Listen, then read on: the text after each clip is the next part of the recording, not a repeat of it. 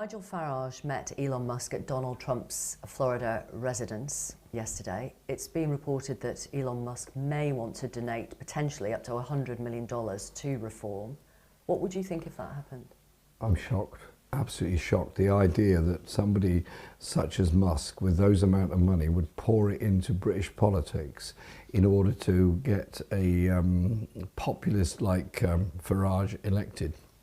We need to clean up our act on political party funding, just as the USA needs to clean it up even more.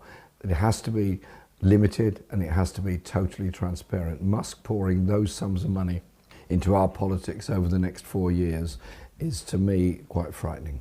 And Jeremy is in the correct position to criticise this, right?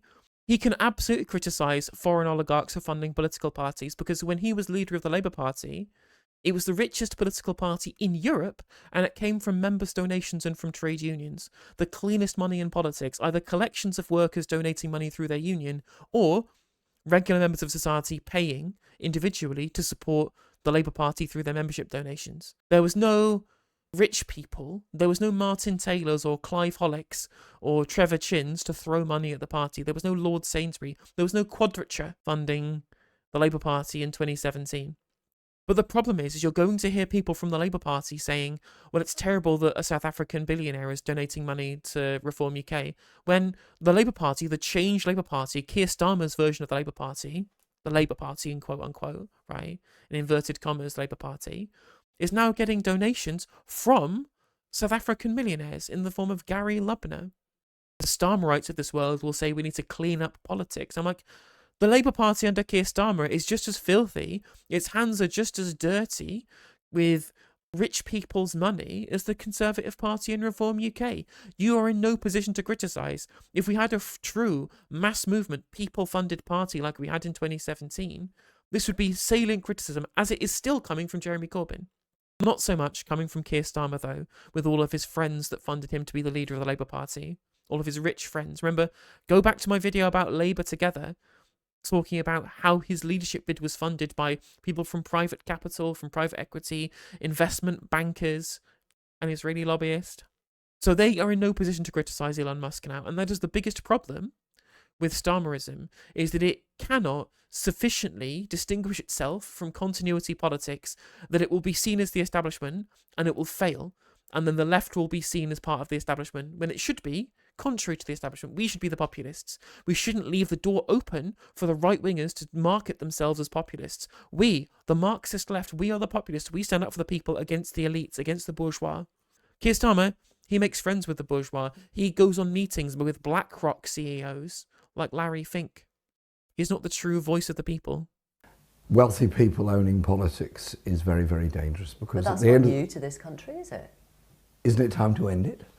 So should Labour tighten up the rules on donations to British political parties? Yes, it should. Including trade union donations? Well, trade unions are not commercial operations like Elon Musk, and don't have the selfish interests of Elon Musk. Because again, Elon Musk is an individual.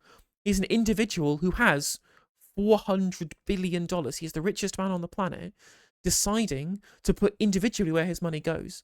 The trade unions are a grouping. They are a group of people giving their money. But the contributions that trade unions make to the Labour Party is decided individually by each member. You can choose as a member of a trade union to not give your money to the Labour Party as part of your union donations. I don't. I am a member of the Communication Workers Union that is affiliated to the Labour Party. I do not support the Labour Party, so I don't let my membership fees go to Labour Party coffers. That is a choice that people make.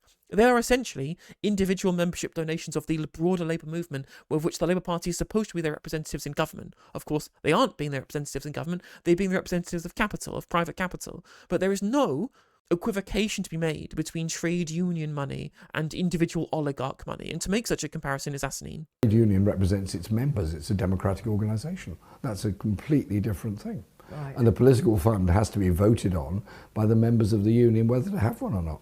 Like, to have the political fund in the first place have to be voted on, and to make the donations to Labour has to be very, very, very specific. You have to opt in. So it's just the same as buying a membership to the Labour Party, because you can just choose not to do it.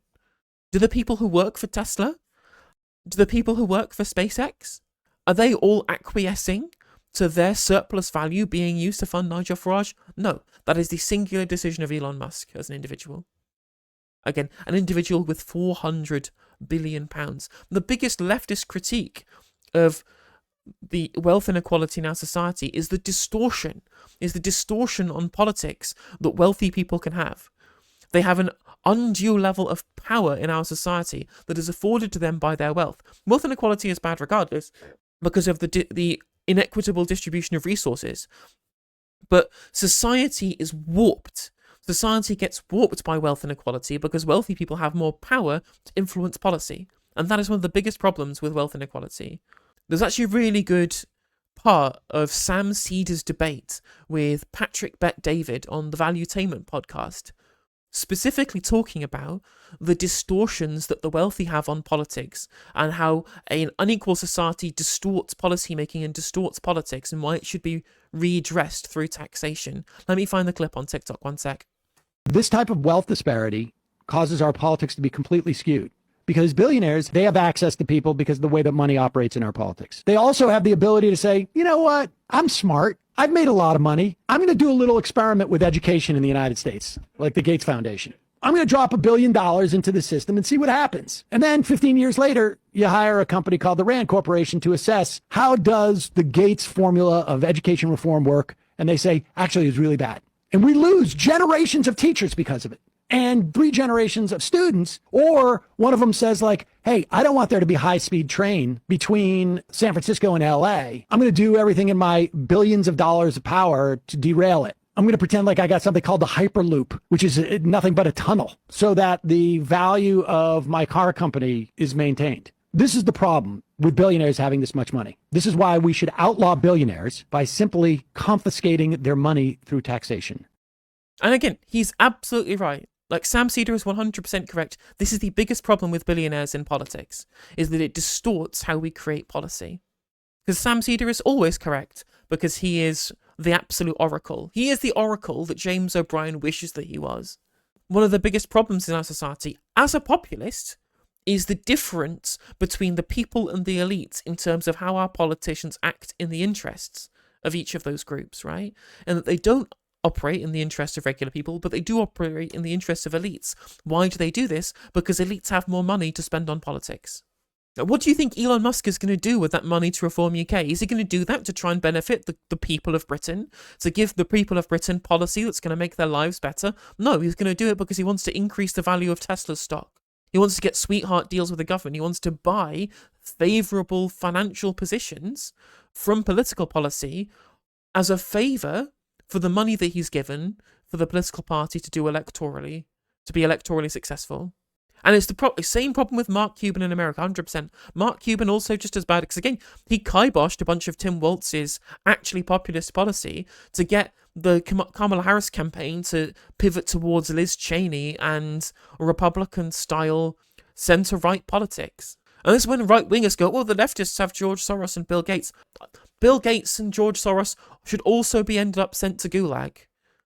Just because you pretend to be progressive whilst siphoning money out of the pockets of regular people across the world, right? That doesn't change. You can be as pro-LGBT as a billionaire as you want. And No Justice MTG is the General Secretary, the People's Communist Republic of England and Wales, I will also send the socially progressive billionaires to the Gulag. I'm sorry, that's just it. If you're a right-winger who thinks that billionaires support leftists, you're an idiot. We want to abolish billionaires forever. We want to confiscate their stuff and redistribute it to the people. That's how leftism works. You're confusing leftists with liberals. Hey there, if you enjoyed the video, make sure that you like and leave a comment. That helps the video out in the algorithm. If you subscribe and ring the bell, it'll let you know when I go live. I stream every day on YouTube and Twitch. You can also follow all of my socials down in the description. And if you want to support me in a more financial manner, there's a join button for memberships. It's just 99p to be a member on YouTube, as well as a Patreon, and there's some merch there as well. And hopefully I'll catch you on the next video. Take care.